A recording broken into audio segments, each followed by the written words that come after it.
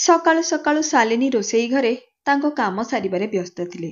चुलीरे गोटिए पटे तरकारी रोषेई चलीथिला तो अन्य पटे तावारे परेट सेका हेउथिला। तांको हाथ द्रुत गतिरे चलीथिला। तांकर प्रत्येक कामरे एक अद्भुत प्रकार अस्थिरता थिला। शारीरिक भावरे से तो एठारे थिले किंतु तांको मन अन्य कुआडे थिला। पाख रूम रे तांको सासू आशा देवी उठी बिछणारे बसिथिले। कुकर सिटी एवं बासनर शब्द तांको निदरू उठाई देथिला। से कांथा घंटा को चाहिले। केवल 6:30 बाजिथिला। तांको कपाଳରେ सामान्य कुंचन देखागला। आज रविवार एवं आम घरे तो रविवार दिन 11टा पूर्वरु केही जलखिया खांती नाही। आउ बहु एते सकाळु तार निश्चय किछि असुविधा अछि। अन्य पटरे मनोहर लाल बाबू तांको चेयर रे बसी खबर कागजर पृष्ठा ओलटाउथिले। से खबर पढ़िबारे संपूर्ण मग्न।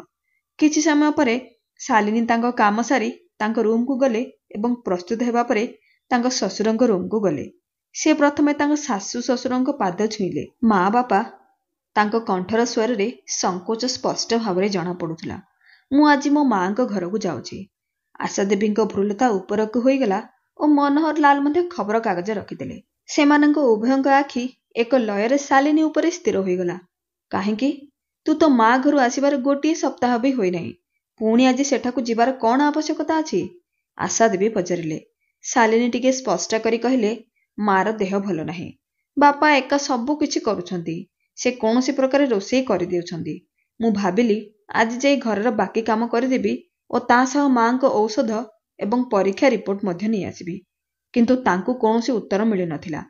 किछि समय पई घरे नीरवता व्यापीगला।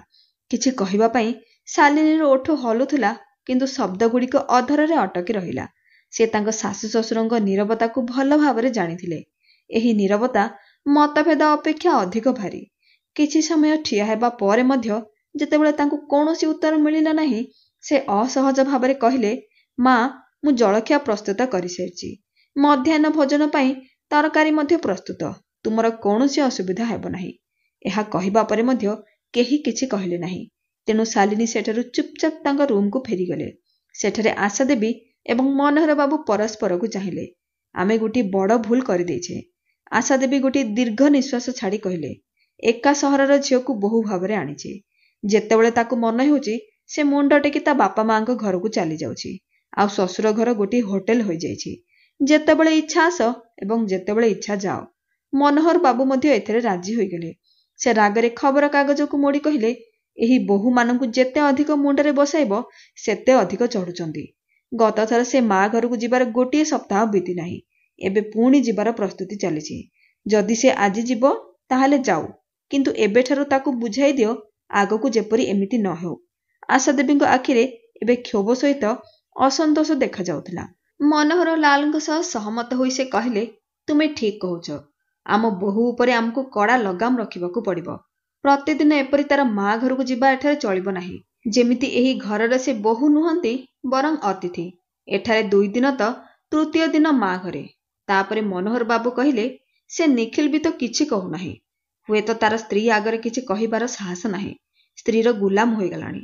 सेपटे शालिनी तांको रूम रे खट उपरे बसिथिले। किंतु तांकर ध्यान तांको माँको घरे थिला। तांको आखिर लुह नीरवरे बहि जाउथला। प्रत्येक थर एपरि ही घटे। से तांको माँ घर को जिबा कथा उठाइबा मात्रे घरे उत्तेजनार वातावरण सृष्टि होइथे। तांकर एकमात्र भाई एबे अमेरिका रे अछि। गत वर्ष कंपनी तांको 3 वर्षर चुक्ति रे पठाई देछि। भाईर अनुपस्थित रे बापा माँ को जत्न नेबा पई केवल शालिनी ही तो अछंती। केतेबेले तांको माँ असुस्थ तो केतेबेले तांको बापा। जदि मु सेमानंको जत्न न नेबी तेबे किए करिवो? तांको आखिरु बहुतबा लुह तांको साड़ी को भिजाई देला। किंतु से निजको नियंत्रण कले। से तांको बैग उठाई स्कूटीर चाबी नहीं चली गले। निखिल एबे भी तांको रूम रे सोईथिले। शालिनी गतकाली रात्रि ही तांको कहिथिले जे से तांको माँ घर को जाउछंती।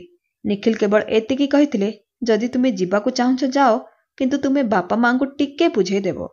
जदि तुमे टिके संतुलन करिनेबो तेबे परिस्थिति खराब हेबो नाही। निखिल भलरे जानिथिले जे शालिनीको उद्देश्य खराब नुहे। से जणे संवेदनशील स्वामी थिले। किंतु तांको बापा माँ को भावना को मध्य बुझी पारुथिले। से केवल एतिकी चाहुथिले जे शालिनी उभय घरर दायित्व को संतुलित भावरे तुलाइबे, जहाद्वारा केही अभियोग करिवार सुजोग पाइबे नाही। हे भगवान, मो माँ शीघ्र सुस्थ होई जांतु। ବାପାଙ୍କ ସ୍ୱାସ୍ଥ୍ୟ ମଧ୍ୟ ଭଲ ନାହିଁ। ମୋତେ ଆଶ୍ଚର୍ଯ୍ୟ ଲାଗୁଛି ଯେ ସେ ଏକା ଘର କାମ କିପରି କରୁଛନ୍ତି। ଚିନ୍ତା କରୁଥିବା ସମୟରେ ତାଙ୍କ ଆଖିରେ ପୁଣି ଲୁହ ଆସିଗଲା। ଯେତେବେଳେ ସେ ତାଙ୍କ ମା ଘରେ ପହଞ୍ଚିଲେ ସେ ଦେଖିଲେ ଯେ ତାଙ୍କ ମା ଖଟରେ ଶୋଇଛନ୍ତି। ତାଙ୍କ ମୁହଁ ଫିକା ପଡ଼ିଯାଇଥିଲା ଏବଂ ତାଙ୍କ ଆଖିରେ କ୍ଳାନ୍ତ ଭରି ଯାଇଥିଲା। ବାପା ରୋଷେଇ ଘରରୁ ବାହାରକୁ ଆସି କହିଲେ, ଶାଲୁ, ତୁ ଆସିଛୁ? ବହୁତ ଭଲ ହେଲା ଝିଅ। ଦେଖେ, ମୁଁ ଚକୁଳି ତିଆରି କରିଛି। ଆକୁ ଖାଇ କହ ତ ମୋତେ କିପରି ହୋଇଛି। ଯେତେବେଳେ ବାପା ଶାଲିନୀର ମୁହଁରେ ଖଣ୍ଡେ ପକାଇଲେ ସେ କହିଲେ, ବାଃ, ବହୁତ ଭଲ ହୋଇଛି ବାପା। ତାଙ୍କ ବାପା ସାଙ୍ଗେ ସାଙ୍ଗେ କହିଲେ, ତୁ ଆସି ବସ, ମୁଁ ଆହୁରି ତିଆରି କରି ଆଣିବି। ଶାଲିନୀ ହସି ହସି କହିଲା, ବାପା, ମୁଁ କରିଦେବି, ଚିନ୍ତା କର ନାହିଁ। ଏବେ ତ ମୁଁ ଆସିଛି, ତୁମେ ଟିକେ ବିଶ୍ରାମ ନିଅ, ମୁଁ ସବୁ କିଛି କରିବି। ସେ ତାଙ୍କ ପର୍ସକୁ ପାଖରେ ରଖିଦେଇ ତୁରନ୍ତ କାମ ଆରମ୍ଭ କଲେ। ଜଳଖିଆ ସାରି ସେ ଘରର ଅବସ୍ଥା ଦେଖିଲେ। ଗୋଟିଏ କୋଣରେ ଅଇଁଠା ବାସନକୁସନ ପଡ଼ିଥିଲା। କିଛି ପୋଷାକ ବାଲକୋନିରେ ଝୁଲୁଥିଲା ବେଳେ କିଛି ୱାସିଂ ମେସିନରେ ଥିଲା। ଘରର ଚଟାଣ ମଧ୍ୟ ମଇଳା ହୋଇ ରହିଛି। ଗୋଟିଏ ମାସ ହେଲାଣି ଚାକରାଣୀ ଆସୁନାହିଁ ଏବଂ ମାଙ୍କର ଦେହ ମଧ୍ୟ ଖରାପ ଥିଲା। ବାପା ଯେତିକି ପାରୁଥିଲେ ସେତିକି କଲେ। ଶାଲିନୀ ପ୍ରଥମେ ଘର ସଫା କଲେ, ବାସନକୁସନ ଧୋଇଲେ, ଲୁଗା ଧୋଇଲେ, ତାପରେ ଘର ପୋଛିଦେଲେ ଏବଂ ପୁରା ଘର ଚମକି ଉଠିଲା। ଯେତେବେଳେ ତାଙ୍କୁ ତାଙ୍କ ମାଙ୍କ ଔଷଧ କଥା ମନେ ପଡ଼ିଲା ସେ ସ୍ଲିପ୍ ନେଇ ଯିବାକୁ ବାହାରୁଥିଲେ, କିନ୍ତୁ ତାପରେ ହଠାତ୍ କବାଟର ଘଣ୍ଟି ବାଜିଲା। ସେ କବାଟ ଖୋଲି ଦେଖିଲେ ତ ବାହାରେ ତାଙ୍କ ସ୍ୱାମୀ ନିଖିଲ ଦ୍ୱାର ପାଖରେ ଠିଆ ହୋଇଥିଲେ। ସେ ଶାଲିନୀକୁ ଦେଖି କହିଲେ, ତୁମେ ଥକିଯିବ, ତେଣୁ ମୁଁ ଭାବିଲି ତୁମକୁ ଟିକେ ସାହାଯ୍ୟ କରିବି। ଏହା ଶୁଣି ଶାଲିନୀ କହିଲେ, ମୁଁ ଏଇ ଔଷଧ ଆଣିବାକୁ ଯାଉଥିଲି। ଡାକ୍ତରଙ୍କ ରିପୋର୍ଟ ମଧ୍ୟ ଆଣିବାକୁ ହେବ। ମୋତେ ଦିଅ, ମୁଁ ଯାଉଛି ରିପୋର୍ଟ ଏବଂ ଔଷଧ ଉଭୟ ନେଇ ଆସିବି। ନିଖିଲ କହିଲେ ଏବଂ ଭିତରକୁ ଆସିଲେ। ଶାଲିନୀ ଏବଂ ତାଙ୍କ ବାପା ମା ନିଖିଲଙ୍କ ଏହି ସ୍ୱଭାବକୁ ବହୁତ ଭଲ ପାଉଥିଲେ। ନିଖିଲ ତାଙ୍କ ବାପା ମାଙ୍କ ସ୍ୱାସ୍ଥ୍ୟ ବିଷୟରେ ପଚାରିଲେ। ଡାକ୍ତରଙ୍କ ରିପୋର୍ଟ ଓ ଔଷଧ ଠିକ୍ ସମୟରେ ନେଇ ଆସିଲେ। କିଛି ସମୟ ପରେ ସେମାନେ ଦୁହେଁ ମିଶି ଘରକୁ ଗଲେ। ଶାଲିନୀକୁ ଲାଗିଲା ଯେପରି ତାଙ୍କ ବାପା ମାଙ୍କ ଘର ପୁଣି ଥରେ ନିଶ୍ୱାସ ନେଲା। ସନ୍ଧ୍ୟା ହେବା ମାତ୍ରେ ଶାଲିନୀ ବାହାରିଲେ। ତାଙ୍କ ମା ତାଙ୍କ ହାତ ଧରି କହିଲେ, ବେଶୀ ଚିନ୍ତା କରେ ନାହିଁ। ତୁମ ଦୁହିଁଙ୍କ ହସ ମୁହଁ ଦେଖି ହିଁ ମୁଁ ଭଲ ହୋଇଯାଇଛି। ସ୍କୁଟି ଷ୍ଟାର୍ଟ ହୋଇ ଶ୍ୱଶୁର ଘର ଆଡ଼କୁ ଚାଲିଲା। ନିଖିଲ ତାଙ୍କ ପଛେ ପଛେ ଅନୁକରଣ କରୁଥିଲେ। ଯେତେବେଳେ ସେମାନେ ଦୁହେଁ ଘରେ ପହଞ୍ଚିଲେ ନିଖିଲ ତୁରନ୍ତ କହିଲେ, ଏବେ ଆଉ ରୋଷେଇ କର ନାହିଁ, ମୁଁ ବାହାରୁ ଖାଦ୍ୟ ମଗାଇ ଦେଉଛି। କେତେବେଳେ କେମିତି ବାହାରୁ ଖାଇବା ଉଚିତ ମଧ୍ୟ। ଶାଲିନୀଙ୍କ ମୁହଁରେ ଥକାପଣ ସ୍ପଷ୍ଟ ଭାବରେ ଦେଖାଯାଉଥିଲା, କିନ୍ତୁ ଆଶ୍ୱସ୍ତି ମଧ୍ୟ ଥିଲା। ଡ୍ରଇଂ ରୁମ୍ରେ ପହଞ୍ଚିବା ମାତ୍ରେ ତାଙ୍କ ଶାଶୁ ଶ୍ୱଶୁର ତାଙ୍କ ସାମ୍ନାରେ ବସିଥିଲେ। ସେମାନଙ୍କ ଆଖିରେ ଚିନ୍ତା କିମ୍ବା ସହାନୁଭୂତି ନଥିଲା, କେବଳ ଏକ ତୀକ୍ଷ୍ଣ ଦୃଷ୍ଟି ଏବଂ ନୀରବ ପ୍ରଶ୍ନ। ଶାଲିନୀ ତାଙ୍କ ରୁମ୍ରେ ଏ ପର୍ଯ୍ୟନ୍ତ ପହଞ୍ଚି ହିଁ ନଥିଲେ ପଛରୁ ତାଙ୍କ ଶାଶୁଙ୍କ ସ୍ୱର ତାଙ୍କୁ ଅଟକାଇଲା। ଏବେ ତତେ ଘରକୁ ଫେରିବା ପାଇଁ ସମୟ ହେଲା? ବହୁତ କାମ ପଡ଼ିଛି। ଶୀଘ୍ର ରାତ୍ରି ଭୋଜନ ପ୍ରସ୍ତୁତ କର। କିଏ ଜାଣେ କେବେ ରନ୍ଧା ହେବ ଏବଂ କେବେ ଆମକୁ ଖାଇବାକୁ ମିଳିବ। ଶାଶୁଙ୍କ ଏହି ଶବ୍ଦଗୁଡ଼ିକ ତାଙ୍କୁ ସିଧା ତୀର ପରି ବିଦ୍ଧ କଲା। ସେ ଭାବିଥିଲେ ଯେ ତାର ଶାଶୁ ଶ୍ୱଶୁର ତାର ମାଙ୍କ ସ୍ୱାସ୍ଥ୍ୟ ବିଷୟରେ ପଚାରିବେ, କିନ୍ତୁ ଏଠାରେ ସେମାନେ ତ କେବଳ ନିଜ ବିଷୟରେ ଚିନ୍ତା କରୁଥିଲେ।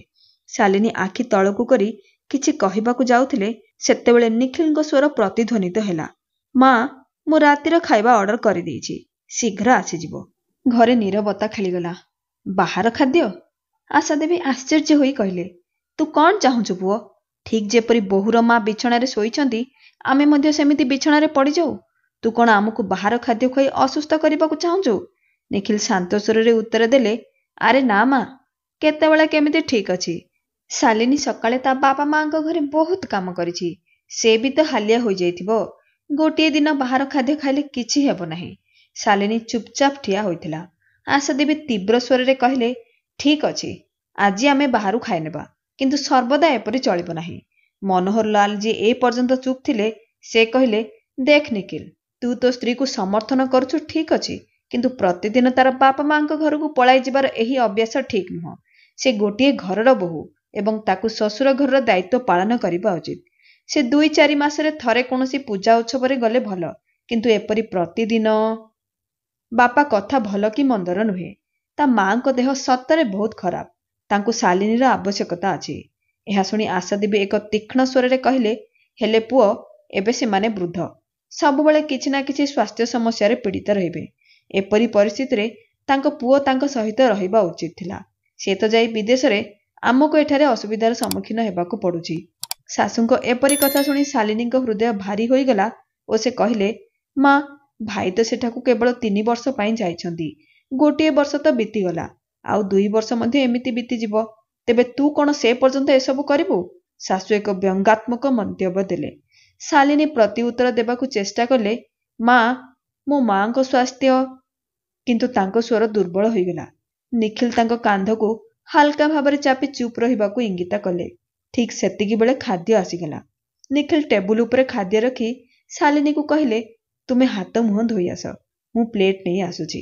ରାତ୍ରି ଭୋଜନ ପରେ ଯେତେବେଳେ ସେମାନେ ଦୁହେଁ ରୁମ୍କୁ ଆସିଲେ, ନିଖିଲ ଶାଲିନୀ ପାଖରେ ବସି କହିଲେ, ଶାଲିନୀ, ମା ବାପାଙ୍କ କଥାକୁ ମନକୁ ନିଅ ନାହିଁ। ସେମାନେ ପୁରୁଣା କାଳିଆ ଢଙ୍ଗର। ନିଖିଲ, ମୁଁ ଚେଷ୍ଟା କରୁଛି। ଶାଲିନୀର ସ୍ୱର ଧିମା ହୋଇଗଲା। କିନ୍ତୁ ମା ଅସୁସ୍ଥ, ବାପା ଏକା ଅଛନ୍ତି। ମୁଁ ସେମାନଙ୍କୁ କିପରି ଛାଡ଼ିପାରିବି? ଆଉ ଏଠାରେ ତ ମୋର ନିଶ୍ୱାସ ନେବାରେ ମଧ୍ୟ ପ୍ରଶ୍ନ ଉଠୁଛି।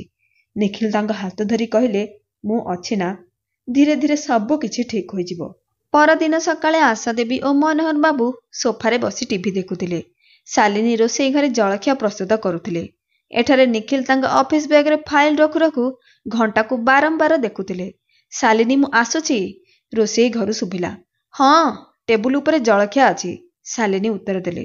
କିନ୍ତୁ ତାଙ୍କ ମନ ଅନ୍ୟ କୌଣସି ସ୍ଥାନରେ ଥିଲା। ସେ ତାଙ୍କ ମା ଘରର ଚିନ୍ତାରେ ହଜି ଯାଇଥିଲେ। ମାଙ୍କ ସ୍ୱାସ୍ଥ୍ୟ ଏ ପର୍ଯ୍ୟନ୍ତ ସମ୍ପୂର୍ଣ୍ଣ ଭଲ ହୋଇନଥିଲା ଏବଂ ଚାକରାଣୀ ନ ଆସିବା ଯୋଗୁଁ ଘରର କାମ ବାପାଙ୍କ କାନ୍ଧରେ ଥିଲା। ସେ କିଛି ଭାବୁଥିଲେ। ତାପରେ ତାଙ୍କୁ ତାଙ୍କ ମାଙ୍କ ପଡ଼ୋଶୀରେ ରହୁଥିବା ସରୋଜ ମାଉସୀଙ୍କ କଥା ମନେ ପଡ଼ିଲା। ସେ ଶୀଘ୍ର ଫୋନ୍ କଲେ। ସେପଟୁ ଶୁଭିଲା, ହଁ ଶାଲିନୀ, ଝିଅ ସବୁ ଠିକ୍ ଅଛି ତ?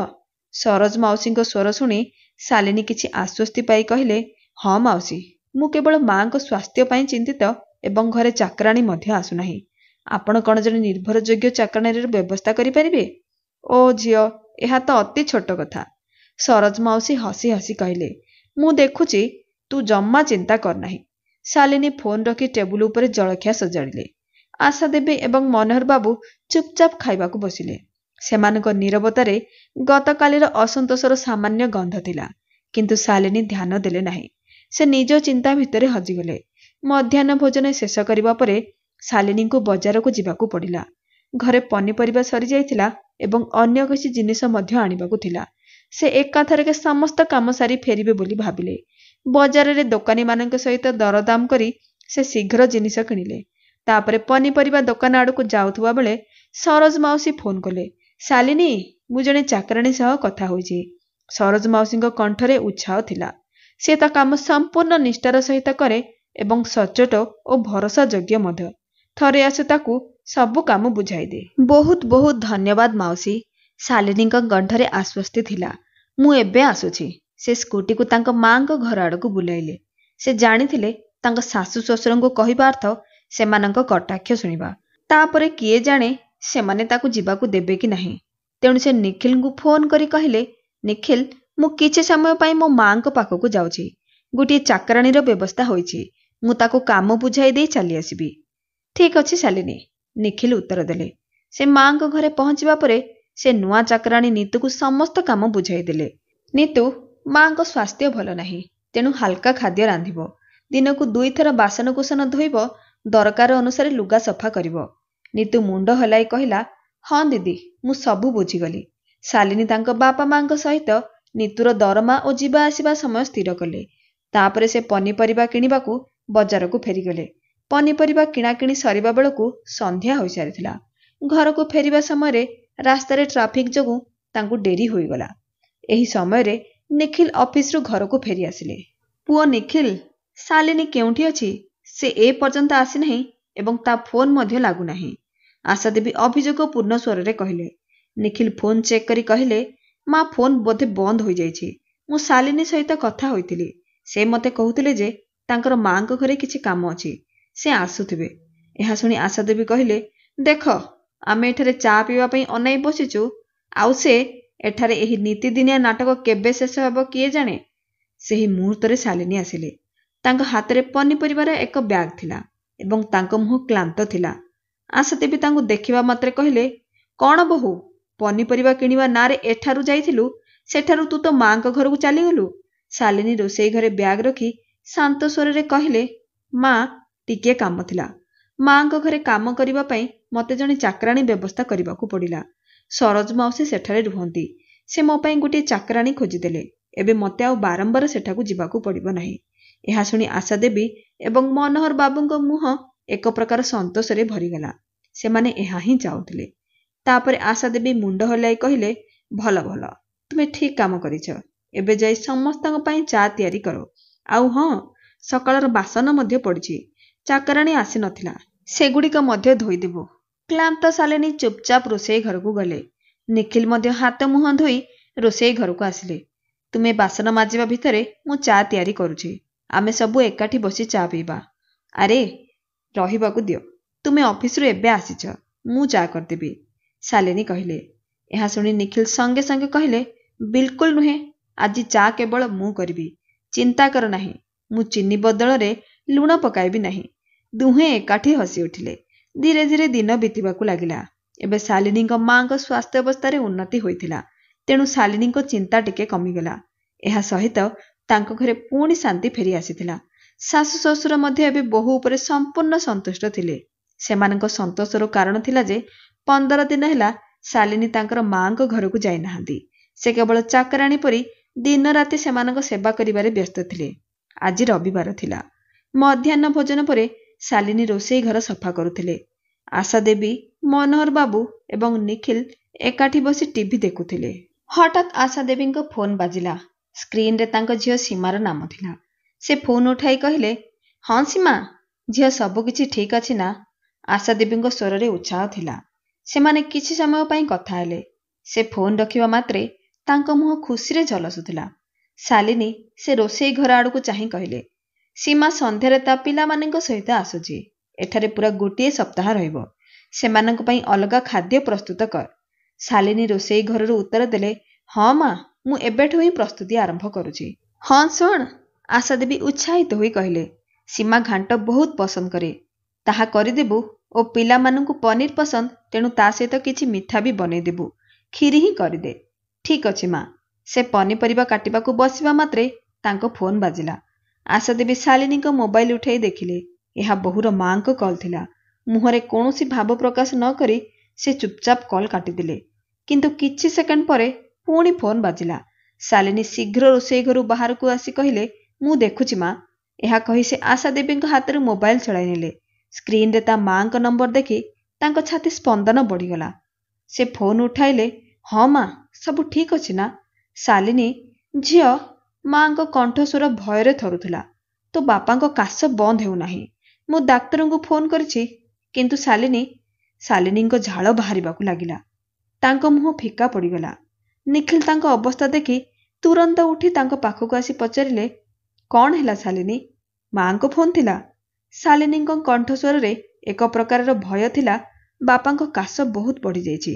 ତାଙ୍କର କାଶ ବିଲକୁଲ ବି କମ୍ ହେଉନାହିଁ। ଏପଟେ ସେ ଜଣେ ଆସ୍ଥାମା ରୋଗୀ। ମନେ ହେଉଛି ତାଙ୍କୁ ଆସ୍ଥାମା ଆଟାକ୍ ହୋଇଛି। ମା ଡାକ୍ତରଙ୍କୁ ଫୋନ୍ କରିଛନ୍ତି, କିନ୍ତୁ ମୋତେ ଏବେ ଯିବାକୁ ପଡ଼ିବ। ଏହା ଶୁଣି ଆଶା ଦେବୀ ଆଉ ମନୋହର ବାବୁ ଆଶ୍ଚର୍ଯ୍ୟ ହୋଇ ପରସ୍ପରକୁ ଚାହିଁବାକୁ ଲାଗିଲେ। ଶାଲିନୀ ନିଖିଲକୁ ଚାହିଁ କହିଲେ, ଆମେ ରାତିରେ ବାହାରୁ ଖାଦ୍ୟ ମଗାଇଦେବା, କିନ୍ତୁ ମୋ ପାଇଁ ଏବେ ଯିବା ବହୁତ ଜରୁରୀ। ଆଶା ଦେବୀ ତୀବ୍ର ସ୍ୱରରେ କହିଲେ, ଦେଖ, ଏପର୍ଯ୍ୟନ୍ତ ମା ଅସୁସ୍ଥ ଥିଲେ, ଏବେ ବାପା ଅସୁସ୍ଥ ଅଛନ୍ତି। ମୁଁ ବୁଝିପାରୁନାହିଁ ଯେ ଏହି ନାଟକ କେତେ ଦିନ ଚାଲିବ। ନିଖିଲ ବାଧା ଦେଇ କହିଲେ, ମା ଦୟାକରି ଏସବୁ ବିଷୟରେ ଏବେ କଥା ହୁଅ ନାହିଁ। ଶାଲିନୀର ବାପା ଅସୁସ୍ଥ। ମନୋହର ବାବୁ ରାଗିଯାଇ ସୋଫା ଉପରେ ଟିଭି ରିମୋଟ ଫିଙ୍ଗିଦେଲେ ଏବଂ କହିଲେ, ଏବେ କାହିଁକି ନୁହେଁ, ଯାହା କରିବାକୁ ପଡ଼ିବ ଏବେ ହିଁ କରାଯିବ। ଏଥର ଯଥେଷ୍ଟ ହୋଇଗଲା। ଆଶା ଦେବୀ ଶାଲିନୀକୁ ଦେଖି କହିଲେ, ଦେଖ ବୋହୂ, ତୋ ମା ଡାକ୍ତରଙ୍କୁ ଡାକି ସାରିଛନ୍ତି। ସେ ତାଙ୍କର ଚିକିତ୍ସା କରିବେ। ତାହେଲେ ତୋର ସେଠାକୁ ଯିବାର କ'ଣ ଆବଶ୍ୟକତା ଅଛି? ଏବେ ତୁ ତୋ ବାପା ମାଙ୍କ ଅପେକ୍ଷା ଶାଶୁଘର ପ୍ରତି ଅଧିକ ଧ୍ୟାନ ଦେବା ଉଚିତ। ଏପରି ଛୋଟ ଛୋଟ କଥା ପାଇଁ ସେଠାକୁ ଯିବା ସମ୍ପୂର୍ଣ୍ଣ ଭୁଲ। ତୋ ବାପା ମା ତୋର ବିବାହ କରାଇ ଏଠାକୁ ପଠାଇଛନ୍ତି। ଏବେ ସେହି ଘର ତୋର ନୁହେଁ, ଏଇଟା ତୋ ଘର। ତୁ ବାପା ମାଙ୍କ ଘର ଭୁଲି ଶ୍ୱଶୁର ଘରର ଦାୟିତ୍ୱ ପାଳନ କରିବା ଦରକାର। ଶାଲିନୀର ମୁହଁ କ୍ରୋଧରେ ଲାଲ ହୋଇଗଲା।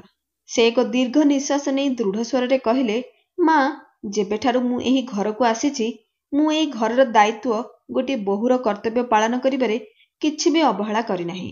କିନ୍ତୁ ମୋ ବାପା ମା ମଧ୍ୟ ମୋର ନିଜର। ନିଶ୍ଚିତ ଭାବରେ ମୋର ବିବାହ ହୋଇସାରିଛି, କିନ୍ତୁ ସେମାନଙ୍କ ସହିତ ମୋର ରକ୍ତ ସମ୍ପର୍କ ଏବେ ବି ଭାଙ୍ଗିନାହିଁ। ସେମାନଙ୍କର ରକ୍ତ ଏବେ ବି ମୋ ଶିରାରେ ପ୍ରବାହିତ। ମୁଁ ଏବେ ବି ସେମାନଙ୍କ ଝିଅ ଏବଂ ସେମାନେ ମୋର ବାପା ମା। ଆଶା ଦେବୀ ତୁରନ୍ତ ଉତ୍ତର ଦେଲେ, ଆମେ କେବେ କହିଲୁ ଯେ ସେମାନେ ତୋର ବାପା ମା ନୁହନ୍ତି। ଆମେ କେବଳ ଏତିକି କହୁଛୁ ଯେ ବିବାହ ପରେ ଝିଅମାନେ ସେମାନଙ୍କ ଶ୍ୱଶୁର ଘର ଉପରେ ଧ୍ୟାନ ଦେବା ଉଚିତ, ସେମାନଙ୍କ ବାପା ମାଙ୍କ ଘର ଉପରେ ନୁହେଁ। ତୋ ଭାଇ ତୋ ବାପା ମାଙ୍କ ଯତ୍ନ ନେବା ଉଚିତ। ଏଇଟା ତୋର କାମ ନୁହେଁ। ଏହା ଶୁଣି ନିଖିଲ ଧୈର୍ଯ୍ୟ ହରାଇଲେ। ସେ କ୍ରୋଧରେ କହିଲେ, ବନ୍ଦ କର ମା।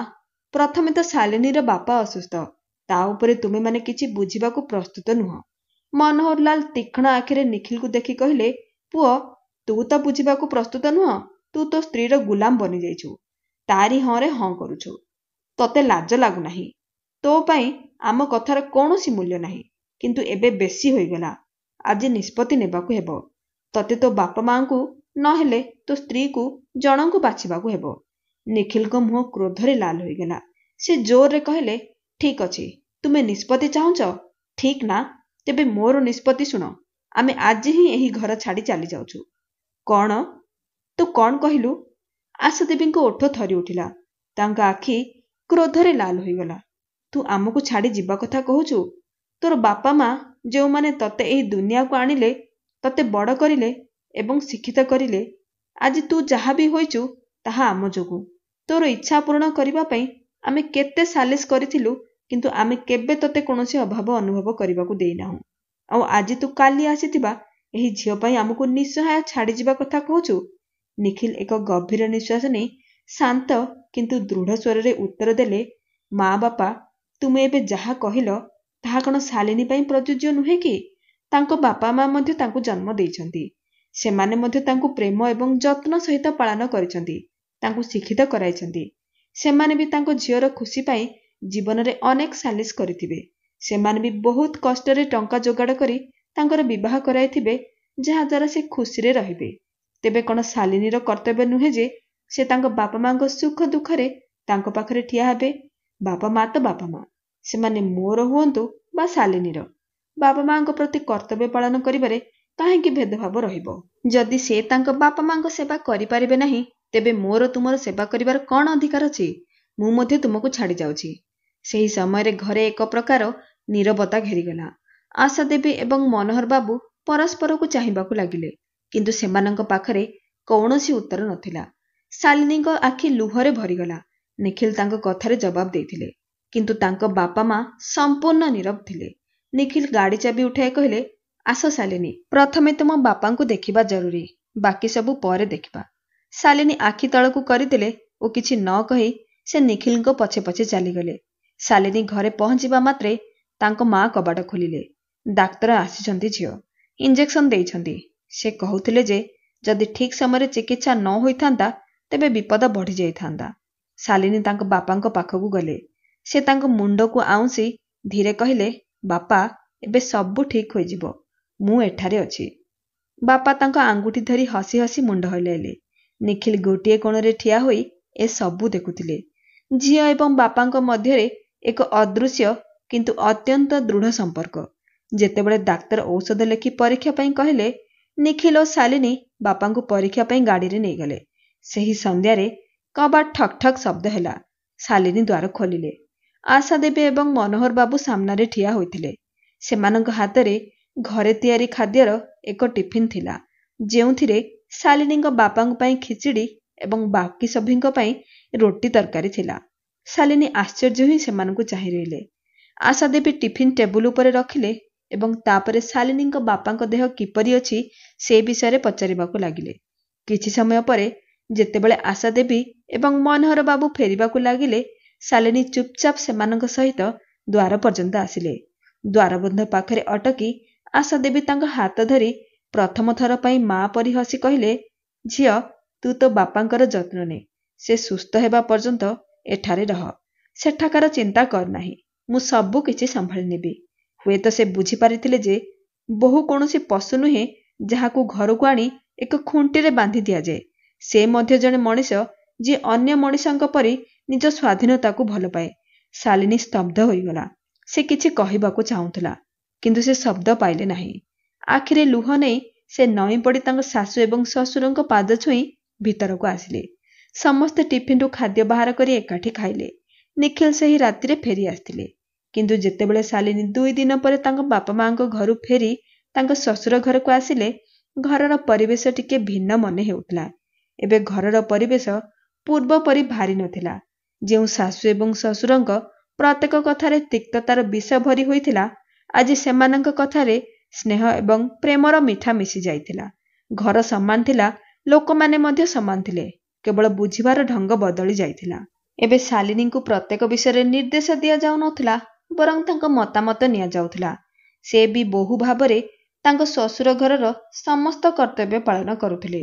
କିନ୍ତୁ କଷ୍ଟକର ପରିସ୍ଥିତିରେ ସେ ତୁରନ୍ତ ତାଙ୍କ ବାପା ମାଙ୍କ ପାଖକୁ ଯାଇ ସେମାନଙ୍କ ସାହସ ବି ହୋଇଯାଉଥିଲେ, କାରଣ ବୋହୂ ହେବା ବ୍ୟତୀତ ସେ ଗୋଟିଏ ଝିଅ ମଧ୍ୟ ଥିଲେ। ଆଜିର କାହାଣୀଟି ଆପଣଙ୍କୁ କିପରି ଲାଗିଲା କମେଣ୍ଟ ମାଧ୍ୟମରେ ଆପଣଙ୍କର ମତାମତ ନିଶ୍ଚୟ ଜଣାଇବେ। ଭିଡ଼ିଓ ଭଲ ଲାଗିଥିଲେ ଆପଣଙ୍କର ଭଲ ପାଇବା ସ୍ୱରୂପ ଭିଡ଼ିଓକୁ ଲାଇକ୍ କରି ଚ୍ୟାନେଲକୁ ସବସ୍କ୍ରାଇବ୍ ନିଶ୍ଚୟ କରିବେ। ଧନ୍ୟବାଦ।